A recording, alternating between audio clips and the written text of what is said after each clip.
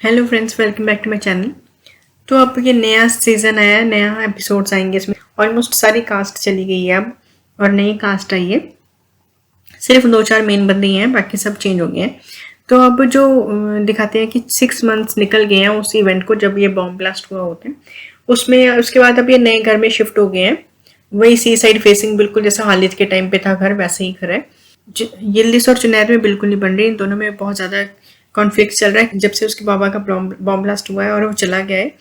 तो इसके लिए यिल्दिज को वो रिस्पॉन्सिबल मानता है क्योंकि यिल्दिज वहाँ पे उस टाइम पे थी। तो जुनैद उससे बात नहीं कर रहा है, कुछ भी ये बात नहीं करते हैं और ना ही वो आसमा के साथ बात करते हैं। तो इस चीज़ को लेकर आसमा बहुत ही अपसेट है कि तो कहती है कि वो इतना ज़्यादा अपसेट है अपने फादर की वजह से, मुझे अभी माफ़ नहीं कर पा रहा, वो निकल नहीं पा रहा इस चीज़ से। आसमा क्या कहना होता है कि तुम्हारे साथ भी तो कुछ भी हो सकता था, तुम भी तो वहीं पे थी। चलो एनी हाउ, इनमें कॉन्फ्लिक्ट चल रहा है। अभी मेन बात यही है, जो हसन अली की कंपनी है वो इतनी ज़्यादा, इतना पैसा था, इतना अमीर था, तो अब अचानक से क्या वो डेट में चली गई है। तो सारा सारा जो बोझ है वो जुनैद के ऊपर आ गया। अब वो जुनैद सादिक के साथ बात कर रहा होता है कि सादिक कहता है आप बहुत ही ज़्यादा अपसेट रहती हूँ।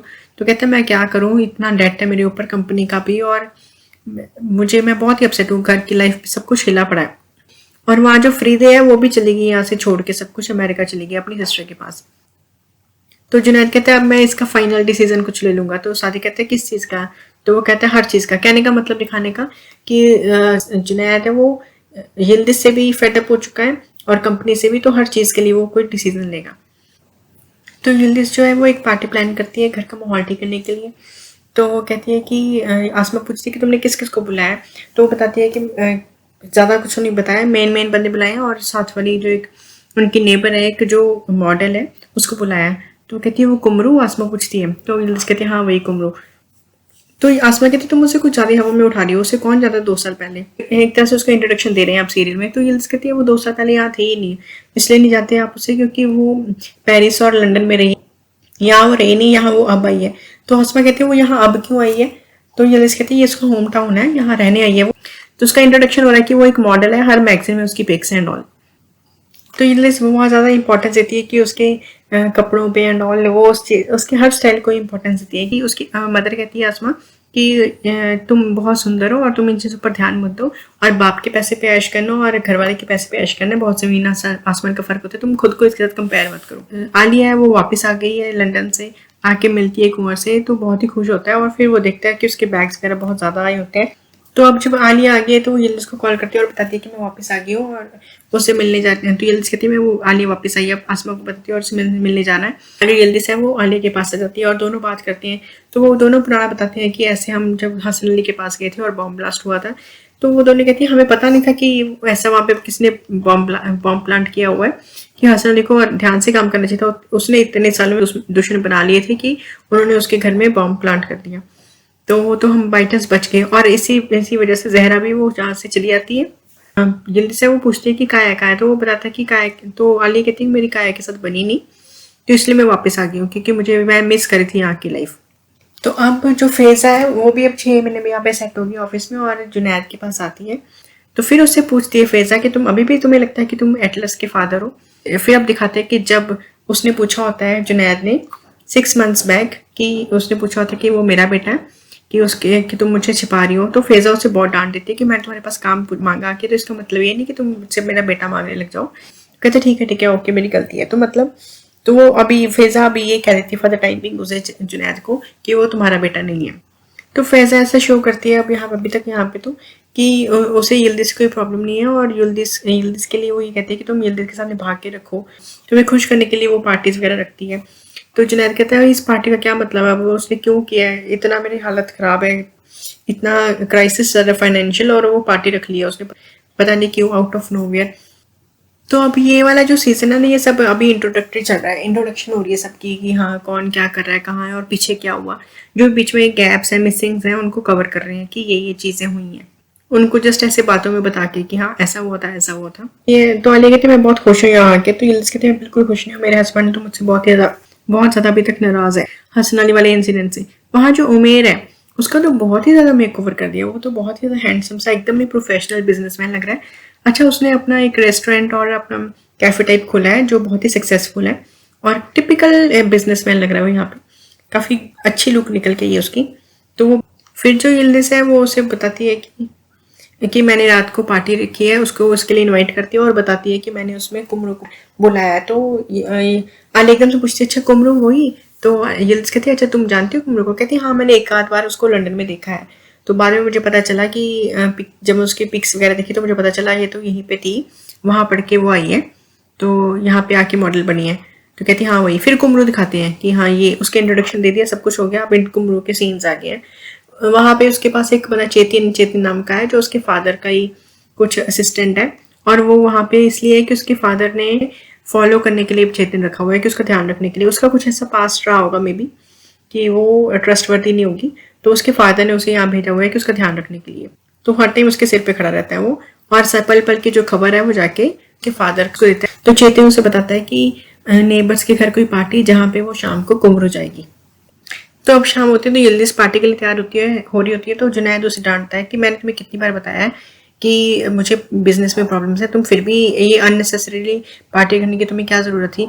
अब यहाँ पे वो हर बात में कुमरू का नाम लेने की कोशिश करेंगे, क्योंकि कुमरू का आगे काफी ज्यादा रोल आने वाला है। अब जो अमीर है ना वो कुंवर के पास रहने आ गया था जब आली चली गई थी। तो आली कहते हैं अब उसे जाना चाहिए। तो कहता है मैं उसे ऐसे नहीं कह सकते जाने के लिए। तो अब ये तीनों एक घर में रहेंगे फॉर द टाइम बिंग। ये सारे पार्टी में चले जाते हैं। वहाँ कुमरू दिखाते हैं। अब जो कुमरू है ना, she is completely egotistic, self centred, narcissist person. तो अब क्या है ना, खुद को बहुत ही ज्यादा मॉडल समझती है और यिल्दिज की हर बात पे इंसल्ट करती है। तो उसकी एक फ्रेंड दिखाई है जनान, कि इसने एक कुछ इंपॉर्टेंट चीज करनी है कुछ देर बाद, इसलिए इसका नाम बता रही हूँ। ये जनान है जो इसकी बेस्ट फ्रेंड है। तो अब ये कहती है कि कुमरू की मैं पार्टी पे जाना पड़ेगा, क्योंकि यिल्दिज हर टाइम मेरे सिर पे चली रहती है, हर टाइम आती रहती है बिना मतलब बिना बुलाए। तो जनान कहती है वो तुम्हें फॉलो करती है, बहुत ज्यादा तुम्हें एडमायर करती है। कहती है हाँ वो मेरी एडमायर है। तो जनान भी उसकी हर बात पे हाँ मिलाती होती है। तब वो उसे उसके साथ चलने के लिए कहती है पार्टी में। तो कहती है मुझे तो बुलाया नहीं, मैं कैसे चलूँ, मेरे पास कपड़े भी नहीं है।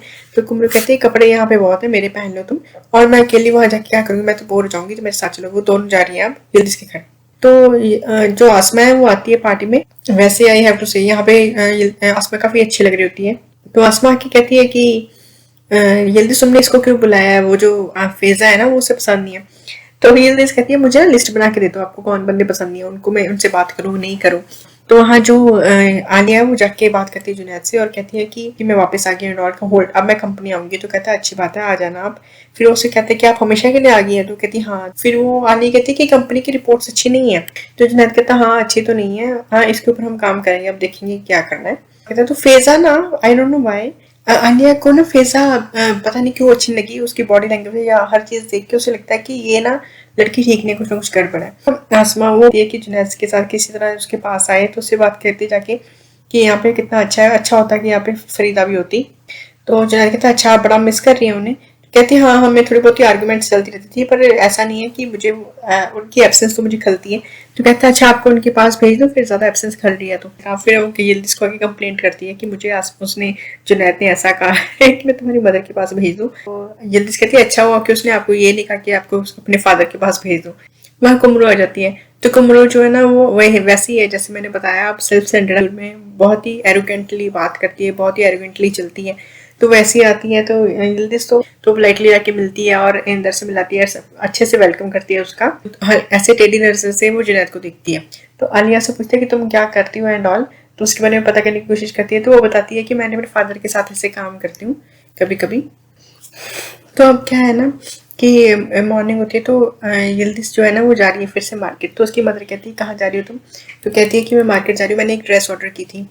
तो आसमा को पता चलता है कि इसने जरूर कुमरू के पास वो ड्रेस देखी होगी, तभी ये ऑर्डर करने लेने जा रही है। तो कहती है तुम्हें मैंने कितनी बार समझाया पर तुम मेरी बात सुनती नहीं हो, तुम खुद को उसके साथ कंपेयर मत करो, तुम्हारे घर में इतनी प्रॉब्लम चल रही है, फाइनेंशियल क्राइसिस चल रहा है, तुम क्यों उसको कंपेयर करती हो, मत लेने जाओ, मेरी बात सुनो। जुनैद गुस्सा हो जाएगा, तुम्हारा रिलेशनशिप खराब हो जाएगा इन बातों से। तो वो मानती नहीं है, कहती मैंने ऑर्डर किया हुआ है, बाई चांस कुमरू के पास ऐसी ड्रेस है, पर मैंने ऑर्डर किया तो मैं लेने तो चाहूंगी ना।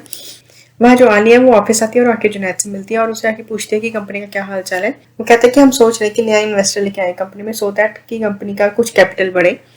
तो अब ये आलिया कहती है कि मैंने तो तेरे से कोई पैसा भी नहीं लिया, कुछ भी नहीं लिया, तो फिर ऐसा हाल क्यों हो गया?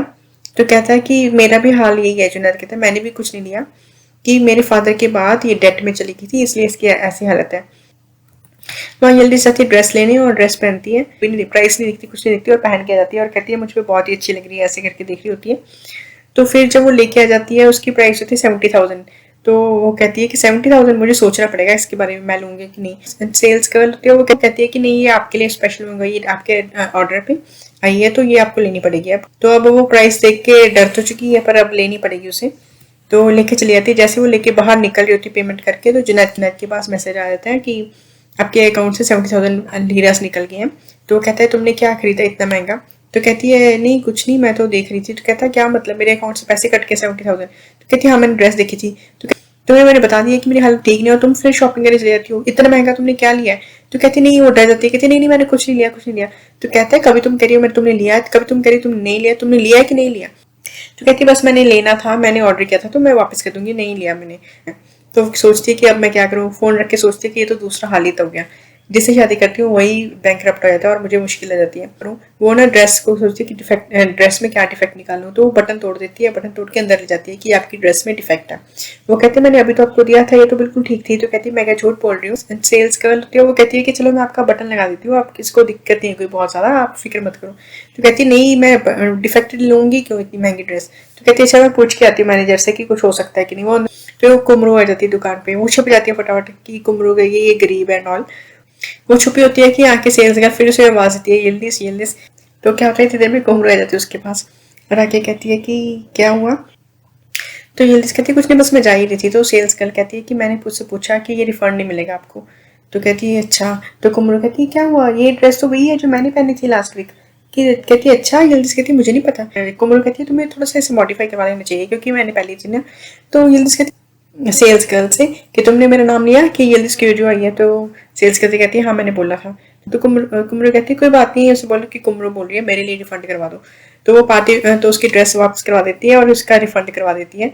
तो आके अपनी फ्रेंड को बोलती है कि मेरी कॉपी करके ड्रेस लेने आई थी पर वो अफोर्ड ही नहीं करती, तो अब मेरे सामने वो एम्बेरस होगी तो मैंने इसकी ड्रेस वापस करवाई है। तो ये थी अब तक की story. Thank you so much for watching.